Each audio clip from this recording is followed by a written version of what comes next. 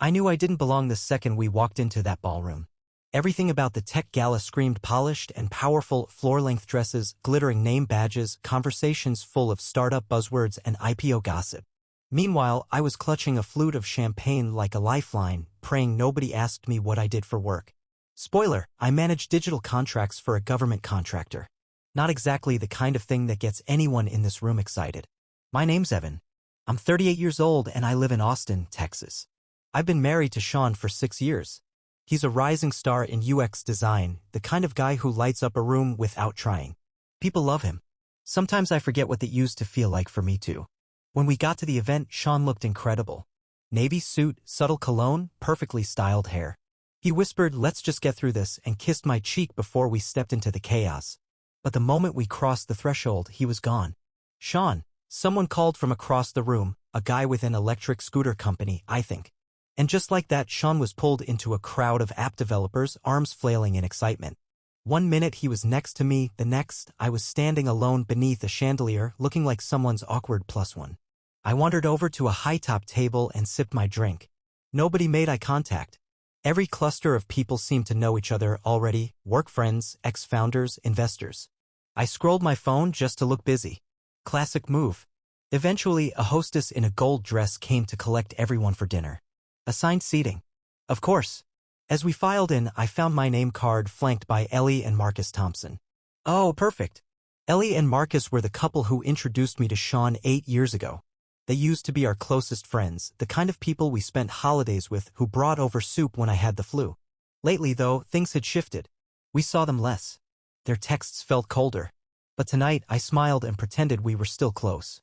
"Evan," Ellie said with fake brightness, giving me a one-armed hug as I sat down. "You look great. How's everything?" "Good." "Yeah, all good," I said. My napkin felt like the only thing in the room not judging me. Marcus leaned in. "So, how's work?" I answered, kept it short. Their eyes darted toward the ballroom doors a few times. They didn't ask about Sean. Didn't mention him at all, which was weird. He was supposed to be at our table. Where the hell was he? 5 minutes into the salad course, Sean finally arrived. He gave Ellie a long hug, longer than necessary, and shook Marcus's hand with a grin. Then he barely acknowledged me. Just a quick squeeze of my shoulder and a hey before sitting down. He didn't ask how I was. Didn't touch his drink. Just kept checking his watch, scanning the room. Marcus tried to fill the silence with a story about an AI pitch gone wrong. I barely listened. Sean was in his own world, barely reacting, nodding distractedly while texting under the table. I wanted to reach for his hand but couldn't stomach the rejection if he pulled away. By the time the entree arrived, Ellie was asking Sean about some mutual friends app launch. They talked like I wasn't even there. I kept poking at my food, swallowing a tight knot of anxiety. Then came the moment that hit harder than I expected. "I'm just gonna go freshen up," Ellie said, pushing back her chair. Sean stood too. "I'll go with you." They laughed awkwardly. "I meant restrooms on the way to the bar, right?" "I'll grab a refill," Sean said quickly, already walking. And just like that, they disappeared. 15 minutes passed. Then 20. Marcus tried to keep up small talk, but his eyes flicked toward the door every couple minutes. I could feel it. The tension. The avoidance. Something unspoken sat heavy in the air. My palms were sweating, and I didn't even know why yet. I just knew. Finally, I excused myself and went to the coat check, telling Marcus I wasn't feeling well. He didn't protest. As I waited for my jacket, I caught my reflection in the mirror across the hallway. Tie crooked. Shoulders slouched. Eyes dull. I looked like a man who was about to find out the truth, and part of me already had. By the time I made it to the car, my hands were shaking. I sat behind the wheel, staring at the steering column, willing myself not to cry in a parking lot. I hadn't even seen anything concrete yet, but something was rotting in the walls of my marriage, and I could feel it now like mold behind paint. I called Sean. Straight to voicemail. Called again. Same thing. I texted. "Where are you?" No reply. I drove aimlessly for a while, circling downtown. Then I remembered Marcus's face as I left, the twitch of guilt when he tried to smile. I doubled back and parked outside the Gala Hotel again. This time slipping through a side door and straight into the lobby bar, hoping maybe Sean had just ducked in there for a drink. He wasn't. Neither was Ellie. Instead, I spotted Marcus standing by the dessert table, staring into his glass. I walked straight up to him. "Where'd Sean go?" He flinched, caught off guard. I think he went to the after party. There's a private event at Vesper Club, that bar with the rooftop band? He mentioned something about meeting the house band early. My chest tightened. The house band? He nodded. Yeah, a guy named Nolan is playing tonight. The name didn't register at first. Then it did. I remembered that name. From college stories. The ex. The one that got away. The if things had worked out guy. The one Sean used to talk about when we were tipsy and newly married. Back when everything still felt safe. I turned and left without another word. I drove straight to Vesper Club. Took 15 minutes, but it felt like an hour. Every red light, every block, every beat of music from other cars made my pulse spike. When I got to the club, the line was wrapped around the block. I didn't wait. I pushed through, flashing my gala wristband like a backstage pass and slipping the bouncer a 20. He let me through with a nod. The music was already pounding inside. Synth and bass, heavy and loud. A guy at the door handed me a drink I didn't take. I was moving on instinct, weaving through crowds of designers and engineers and the usual social orbit around Sean. And that's when I saw him, Sean, on the rooftop under strings of warm lights, dancing, with another man. They weren't just dancing. They were close, arms wrapped around each other, swaying, forehead to forehead, lost in their own little world like no one else existed. My feet stopped moving. I stood there, halfway between the bar and the balcony, surrounded by strangers, frozen like a statue. They were smiling, laughing even. Sean touched the other man's jaw like he used to touch mine, his thumb brushing along the cheekbone. Familiar, intimate. And then the man kissed him. Not a quick kiss. A kiss with history in it. My vision blurred. I couldn't hear the music anymore. Just my own pulse thudding in my ears. Someone whispered behind me. Is that his husband? Another voice. God, I thought he knew. More eyes turned toward me. A few people looked away quickly, suddenly fascinated by their drinks. A girl in a blue dress shifted awkwardly and moved to block her friend's view. I took a step back. Then another. And that's when Ellie appeared. Oh, she said, spotting me. Evan, I didn't think you were coming here. She looked like she wanted to vanish into the floor. Couldn't even get words out.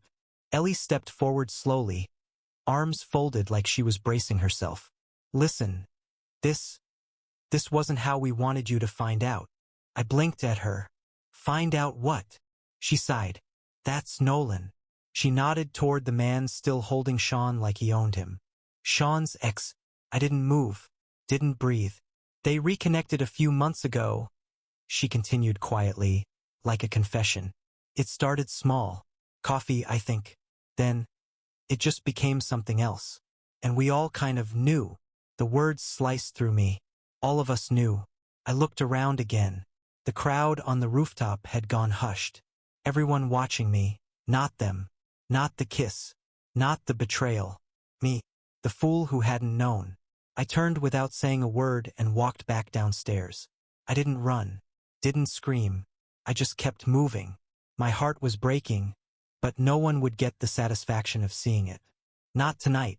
I don't even remember climbing the stairs back to the rooftop. 1 minute I was outside the club, the cold air burning my lungs, and the next I was storming through the patio doors like I had been launched there by rage alone.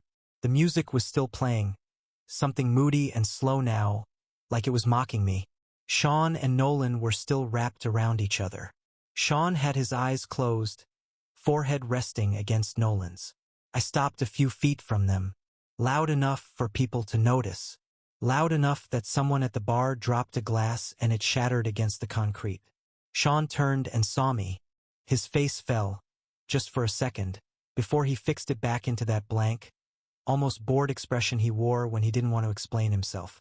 Evan, he said, as if I'd just interrupted a casual conversation. You shouldn't be here. I laughed, actually laughed. Are you serious? He let go of Nolan but didn't move toward me. I didn't want it to happen like this. Right? I said, raising my voice. You wanted it to happen in secret, quietly, like a coward. Nolan stepped forward, smiling like the smug bastard he was. This isn't about secrets, Evan. It's about timing. Fate. You can't fight what's meant to be. I blinked at him. Are you actually quoting a Nicholas Sparks novel at me right now? He grinned. Sean didn't. This isn't a joke, I said, louder now. People were backing away, giving us space, but no one was leaving. They were all watching. Sean's voice was flat. We didn't plan this. I took a step closer. But you let it happen. You let it grow. You let it rot everything we built. Sean sighed and looked at Nolan. Can you give us a second? No, I said sharply, holding up a hand. Let him stay. He's already got everything else. Might as well let him watch. Sean flinched at that. I looked around the rooftop. How long have you known? I asked the crowd. Be honest. How long has everyone here known that my husband has been screwing around behind my back with his college ex? Ellie looked down at her shoes. Marcus stared at his drink. Nobody answered. That silence told me everything. Sean tried to regain control. Evan, we don't have to do this here. No, Sean. We do. We absolutely do. He shifted uncomfortably. I didn't mean for you to find out like this. It wasn't ideal. Jesus, ideal? I said. What would have been ideal, huh? You pack your stuff and leave a note on the fridge? Or just wait for me to disappear completely? He ran a hand through his hair. It's complicated. No, it's not. You cheated. With him, I pointed at Nolan, and you lied. And you let everyone else lie for you. Nolan cut in. It wasn't just cheating. It's love. Save it, I snapped. I don't care if you two ride off into the sunset. What I care about is the 6 years of my life that you're tossing away like trash. Sean's eyes narrowed. Don't be dramatic. Dramatic? I repeated, stepping in closer. You kissed another man, in public, in front of all your friends, while I was at a dinner table wondering why you wouldn't even look at me. Sean looked tired now. Look, Evan, things haven't been right for a while. You've known that. We've been more roommates than anything. Right, I said, nodding slowly. And instead of working on it, you found someone who made you feel young again. And now you're what, relieved? He didn't answer. Then Nolan spoke, his voice oily and too calm.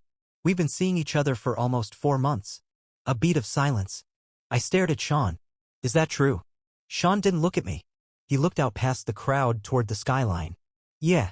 I closed my eyes for a second. Then opened them. I want you out of the condo by the end of the week. Sean didn't even blink. Actually, I think you should be the one to go. What?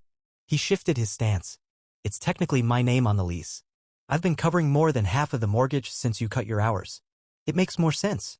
My jaw clenched. Are you seriously kicking me out? He shrugged. I just think it's the cleaner solution. Nolan smiled again. You can always crash with Ellie. Oh wait, never mind. I looked at Ellie and she actually had the nerve to glance away like she was ashamed. Good. Sean took a step back toward Nolan. Let's not make this any uglier than it has to be. I nodded once. Okay. Then I turned and left. I didn't cry. Not then. But as I walked back down those stairs, rage burned a hole in my chest. I wasn't going to be quiet. And I sure as hell wasn't going to disappear. I got home that night and changed the locks before I even took my shoes off. I didn't sleep. I didn't eat. I just moved, hands shaking, heart racing, room to room, packing Sean's things into boxes with a kind of methodical fury I didn't know I had in me. Every drawer, every closet, every reminder of him gone. His expensive sneakers, the cologne he never wore for me anymore, the photos he never framed, all of it. I stacked the boxes by the door and labeled them with thick black marker, Sean. Do not unpack. By morning, I was sitting at the kitchen table, laptop open, typing one line into an email to my firm's senior partner. Subject, urgent, initiate separation proceedings. I hit send. And that was the first time I exhaled in 12 hours. Later that day, I called my bank, froze our joint account, and moved my paychecks into a new one. I updated passwords, locked my credit, filed a notice with the landlord. All of it. I did it all with the cold clarity of someone who had nothing left to lose. The condo felt too quiet after that. Too clean. His absence echoed through every room like a missing floorboard. I hated that I still looked toward the door sometimes, half expecting to hear his keys. Instead, I heard my phone buzz. Monica, hey. I heard. Come in today anyway. You're not doing this alone. Monica was my assistant at work. 10 years younger than me, smarter than most of the partners, and way too perceptive for her own good. I almost ignored the text, but something about it made me pause. I showed up at the office around noon. As soon as I walked in, Monica stood from her desk and handed me a cup of black coffee with a splash of oat milk. Exactly how I like it. I hadn't told her that. She just noticed. You look like hell, she said softly. Thanks. Come on. She nodded toward the conference room. I booked it. Inside, she closed the door and pulled the blinds. I sat down slowly, unsure of what this was. She placed a legal pad in front of me and a pen. Write down everything, she said. Not for court. For you. I didn't move. I'm serious, she said. Everything you wanted to say to him but couldn't. Everything that's still choking you. I stared at the blank page. My hand hovered. Then I started writing. I wrote for 30 minutes straight. I didn't stop once. Didn't lift my head. Just poured every bit of hurt, humiliation, anger, and grief onto that yellow notepad. By the end, my hand ached and my throat was raw. Monica didn't say anything. Just handed me a tissue box and waited. When I looked up, she asked quietly, "Do you want him back?" I shook my head before I even had time to think about it. No. I just want to stop feeling like I'm the one who lost something. She tilted her head. You didn't. You lost someone who already left. You just didn't know it yet. I swallowed. He told me to leave the condo. Her eyes narrowed. He did what? Said it's technically his. Monica stood up and walked to the door. Then it's time to remind him you're a lawyer. And that we don't fold. She paused, turned back to me. You want me to print the nuclear option? I nodded. She smiled grimly. Good. Let's ruin his week. That night, I went home, ordered Thai food, and poured myself a glass of red wine. The silence still felt heavy, but it wasn't suffocating anymore. For the first time in weeks, I sat on the couch, turned on a dumb sitcom, and let myself laugh. I wasn't okay. Not yet. But I was done pretending to be broken. And that was something. The following Monday, I walked into work wearing the sharpest suit I owned. It had been buried in the back of my closet for over a year, charcoal gray, fitted just right, the one Sean used to say made me look too intense. I wore it on purpose. Let them see me intense. The morning staff meeting was already underway when I walked into the conference room. Monica gave me a subtle nod. Everyone else fell quiet. I took a seat at the head of the table. Sorry I'm late, I said, setting my folder down. Had to swing by my lawyer's office. Divorce stuff. A few people shifted uncomfortably. One guy, Brent, cleared his throat. Sorry to hear that. I didn't respond. I opened the folder and passed a packet down the table. We're restructuring our contract process. Too many bottlenecks, too much dead weight. Monica and I stayed late Friday and cleaned house. I saw Brent flinch when I said his name. Good. I kept going. From now on, if you know something that could impact this firm, you say it. No more whispers. No more circling the drain while waiting for someone else to take the hit. Monica slid her laptop toward me. You want to tell them, or should I? I raised an eyebrow. Tell them what? She turned to the room. Some of you knew about Sean and Nolan. And one of you even laughed about it in this office. Silence. Brent sank lower in his chair. I looked straight at him. You want to say something, Brent? He stared down at the table. It wasn't like that. How was it? I asked calmly. Because from what I heard, you told people I was the last to know. That you felt bad for me, but not bad enough to say a damn thing. He finally looked up. I didn't want to get involved. I smiled coldly. You were already involved the second you chose to stay silent. Monica leaned forward. He called it a slow-motion car crash. Thought it was funny. Brent went red. I didn't mean it like that. I sat back, hands folded. And yet, you didn't stop it. You didn't pull me aside. You just watched. I didn't think it was my place, he muttered. I nodded slowly. You're right. It wasn't. Brent blinked. That's why I'm not firing you, I continued. You don't deserve the kind of importance. Everyone else looked confused. Monica smiled faintly. You're going to keep working here, I said. You're going to stay on this team. But every time you walk into this room, I want you to remember what silence costs. Because from now on, this firm runs on transparency. Truth. Loyalty. I looked around the room. No more secrets. Brent's voice was barely above a whisper. Do you want me to resign? No, I said simply. I want you to own it. Every day. He nodded once. I'm sorry. Good, I said. Then get back to work. The meeting ended in silence. No one looked me in the eye. Except Monica. When everyone had left, she leaned against the wall and folded her arms. You're turning into a terrifying boss, she said. Good, I replied. She studied me for a beat. Feel better. I thought about it. I thought about the betrayal, the rooftop, the guilt that used to knot in my chest every time someone looked at me with pity. And how, for the first time in weeks, I didn't feel small. I felt seen. Yeah, I said quietly. I do. I scheduled the movers for Saturday morning. Gave Sean a full week to pick up his things. 7 days. More than generous. He never showed.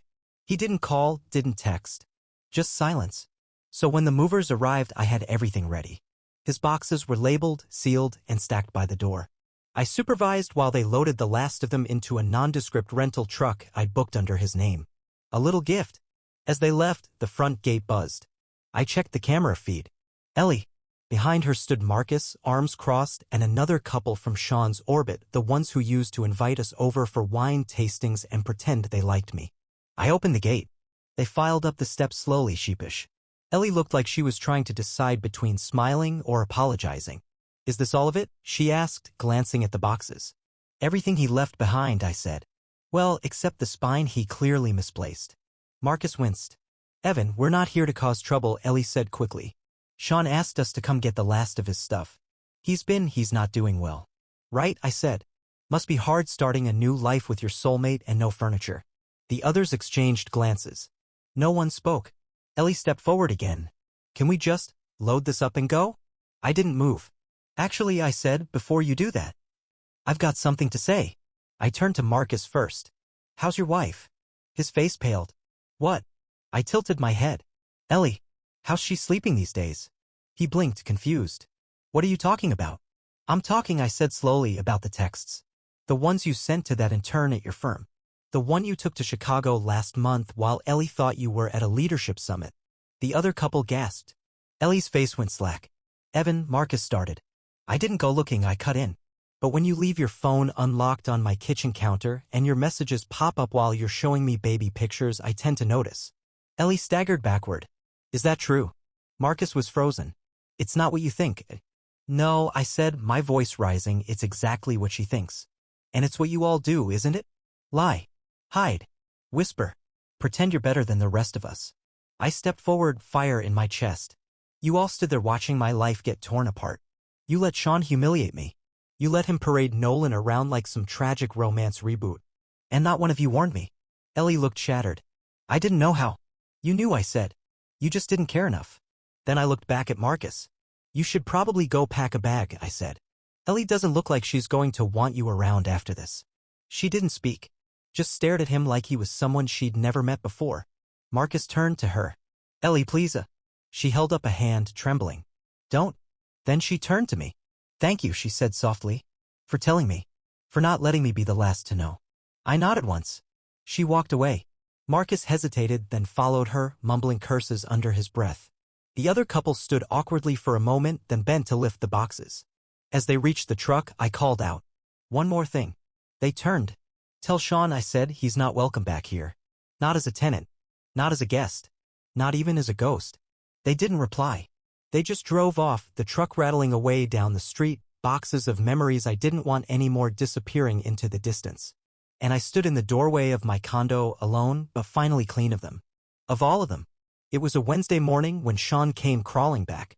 I just finished a morning jog, something I hadn't done in months, and was sitting on the balcony, sipping coffee and letting the breeze remind me what peace felt like. Then the doorbell rang. I checked the camera. It was him. I didn't move.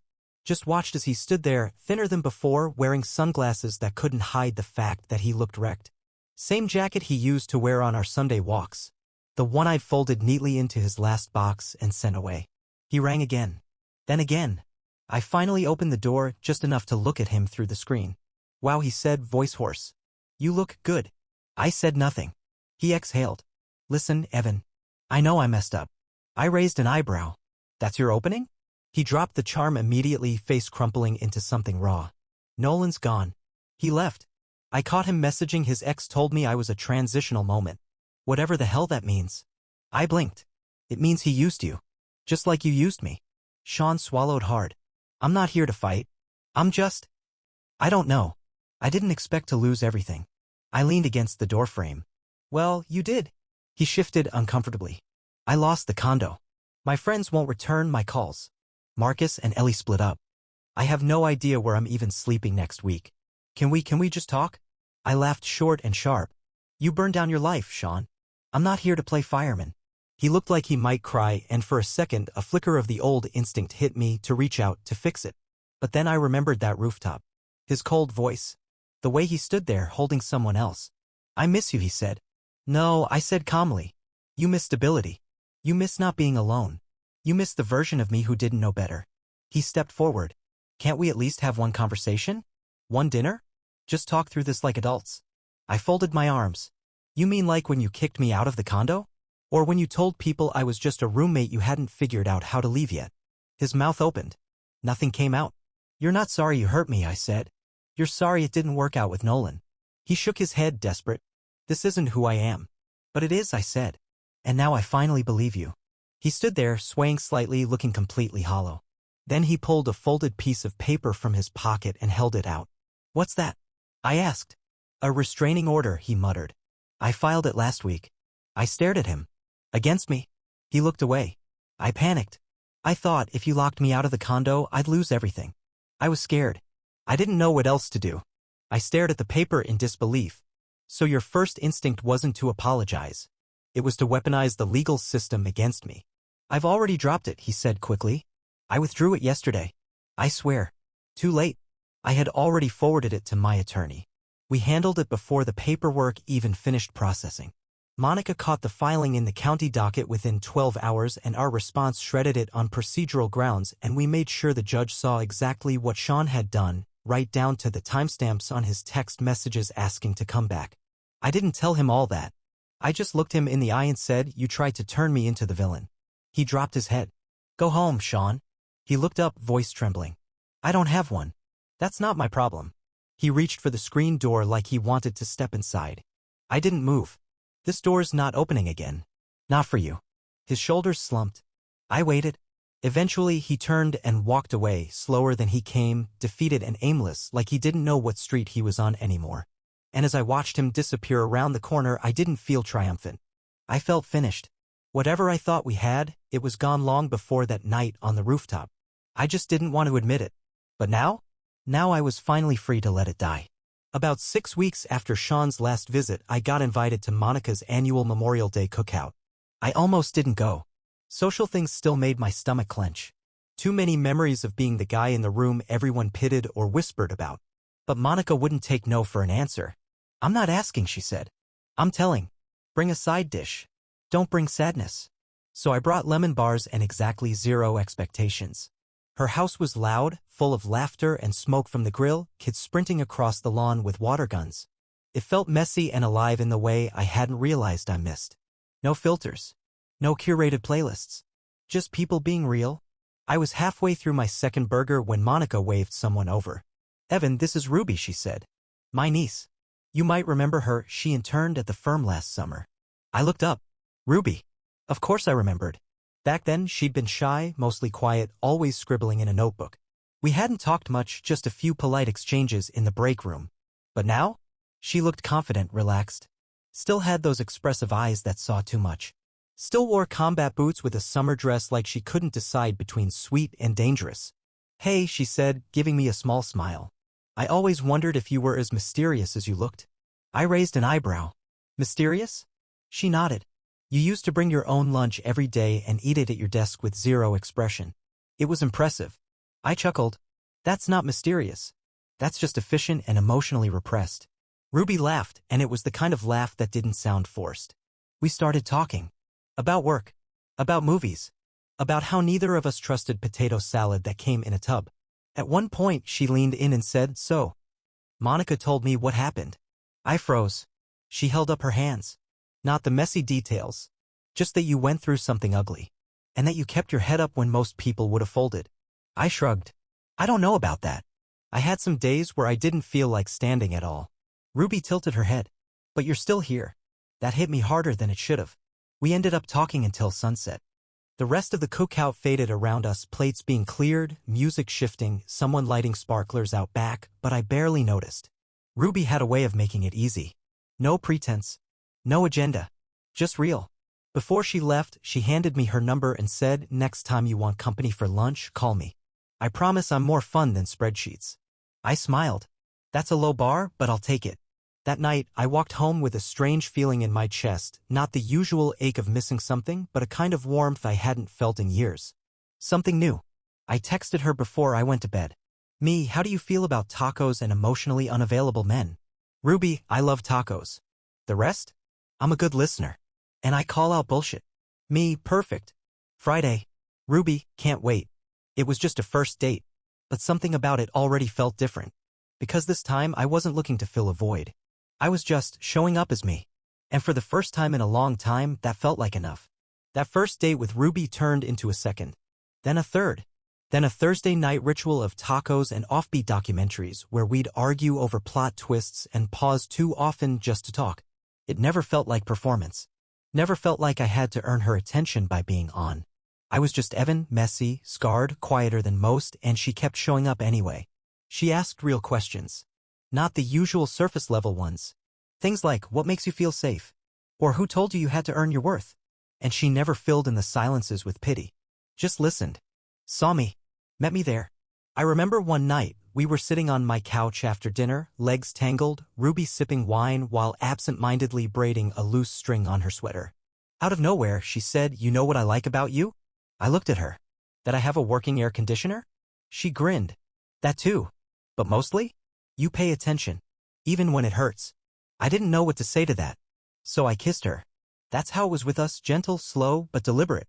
We didn't rush. Didn't plaster it all over social media. We let it grow in the quiet spaces, in morning coffees and inside jokes and long walks where neither of us talked for whole blocks. After 6 months, she started spending more time at the condo. It wasn't a conversation, just little signs. A toothbrush in the bathroom. A spare hoodie on the hook. Her favorite tea in the cabinet. One Saturday afternoon, while we were folding laundry, she said, casually, "I've been thinking about prenups." I looked at her, confused. "Are we getting married?" She shrugged, folding one of my t-shirts. "Someday, maybe. But if we do, I want a prenup." I stared at her. "You're proposing paperwork?" She smiled softly. "I know what he did to you. What it felt like. I never want you to wonder if I'm here for the wrong reasons. If this ever ends, I walk away clean. No games. No claims. Just honesty." I just stood there, holding a sock, speechless. Because that's what real love looks like. Not promises shouted from rooftops. Just quiet clarity. 2 weeks later, I proposed. There was no flash mob. No cameras. Just the two of us on the back patio, barefoot, drinking coffee, watching the neighbor's cat torment squirrels. I reached across the table and slid a ring box toward her. Simple gold band. No diamond. Just wait. She opened it, then looked up at me. "Are you serious?" "Completely." She smiled, but her eyes were glassy. "You're not doing this because I said the prenup thing, right?" "No," I said. "I'm doing it because I want you next to me when the world gets weird. And also because I'm terrible at cooking and you somehow make soup taste like a hug." She laughed loud, snorty, perfect. "Yes," she said, wiping at her eyes. 1,000 times yes. We told our friends a week later. Monica cried. My firm threw a happy hour. Ruby's mom gave me a jar of homemade jam with a note that said, "Welcome to the chaos." And this time? No secrets. No silence. Just celebration. Because this time I wasn't choosing someone who made me feel lucky to be tolerated. I was choosing someone who chose me back. Fully. Freely. And that made all the difference. 6 months after Ruby and I got engaged, I got the kind of email that makes your stomach flip. Subject: Urgent Nolan Armitage / Civil Inquiry / Internal Alert. It was from my firm's compliance division. I opened it, scanned the first few lines, and froze. Nolan, Sean's great romantic awakening, was under federal investigation. Fraud. Embezzlement. Wire transfers through fake vendors. He'd been funneling money through shell corporations tied to 2 of the startups he'd been consulting for. Classic white-collar mess with layers of digital paper trails and just enough arrogance to think he wouldn't get caught. And here's the kicker, our firm was the one that caught him. Ruby was the first person I told. We were sitting on the couch, the twins asleep in their room. Yeah, we had twins now. Adopted newborn girls, barely a month old. A storm of diapers and giggles and 2 a.m. bottles. We were exhausted and happy and barely knew what day it was. I handed her the file. She read through it, lips pressed tight. When she finished, she looked up. "You want to forward this to Sean?" "No," I said. "I want to let him find out the way I found out about Nolan in the first place, from someone else's mouth." But fate had a different plan. The very next morning, Sean showed up at the firm. Unannounced. My assistant walked into my office, eyes wide.